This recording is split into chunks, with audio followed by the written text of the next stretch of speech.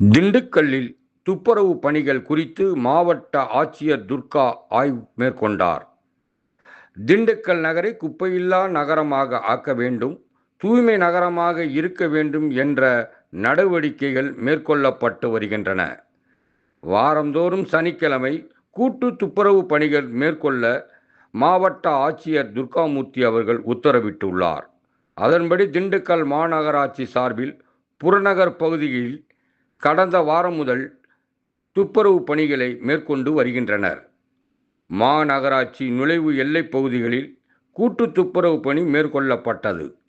அதன் ஒரு பகுதியாக இன்று நத்தம் சாலையில் துப்புரவு பணி மேற்கொள்ளப்பட்டது. இந்த நிகழ்ச்சியினை மாவட்ட ஆட்சியர் துர்கா மூர்த்தி அவர்கள் ஆய்வு செய்தார்.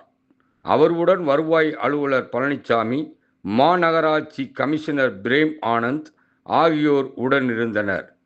சாலை இருபுறமும் குப்பைகள் அதிக அளவில் கொட்டப்பட்டு இருப்பதை கண்ட மாவட்ட ஆட்சியர் துர்காமூர்த்தி அவர்கள் உடனடியாக சாலைகள் முழுவதும் மிகவும் சுகாதார முறையில் இருக்க வேண்டும் என உத்தரவிட்டார். நத்தம் சாலையில் இன்று நடைபெற்ற துப்புரவு பணியானது தூய்மை பணியாளர்கள் சிறப்பாக இந்த பணியினை மேற்கொண்டனர். மேலும் இந்நிகழ்ச்சிக்கு மாவட்ட ஆட்சியர் வருகை தந்து நத்தம் சாலை செல்லக்கூடிய சென்று மீடியாவில் சுமார் 100க்கும் மேற்பட்ட மரக்கன்றுகளை நடு விழாவினை தொடங்கி வைத்தனர். இது குறித்து மாவட்ட ஆட்சியர் துர்காமூர்த்தி அவர்கள் கூறுகையில், திண்டுக்கல் மாவட்டம் தூய்மையான மாவட்டமாக இருக்க வேண்டும் என்பதற்காக மாநகராட்சியுடன் இணைந்து இந்த செயல்பாடுகளை செய்து வருகின்றோம். சாலை ஓரங்களில் குப்பைகளை பொதுமக்கள் கொட்டுவதை தவிர்க்க வேண்டும்.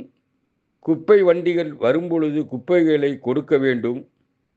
பொதுமக்கள் மீறி குப்பைகளை சாலை ஓரங்களில் கொட்டுவதை கண்டறிந்தால் அவர்கள் மீது அபராதம் விதிக்கப்படும்.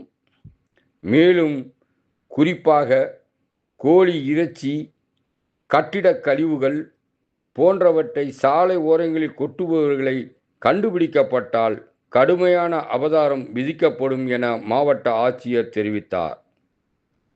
தற்சமயம் நகரை தூய்மையாக இருக்க வேண்டும் என்பதற்காக சாலை ஓரங்களில் குப்பைகளை சுத்தம் செய்து வேலிகள் அமைக்கப்பட்டு ஆங்காங்கே மரக்கன்றுகள் நடப்பட்டு வருகின்றன.